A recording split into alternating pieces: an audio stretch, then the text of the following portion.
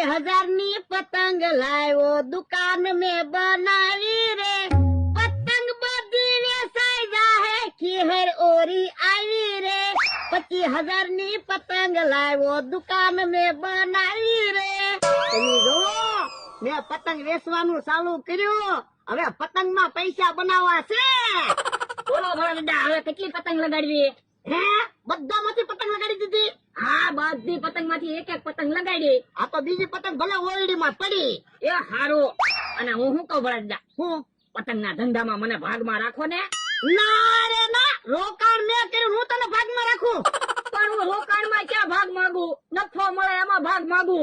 ના રે ના પતંગ ના ધંધામાં તો હું ભાગમાં રાખવાનો જ નહીં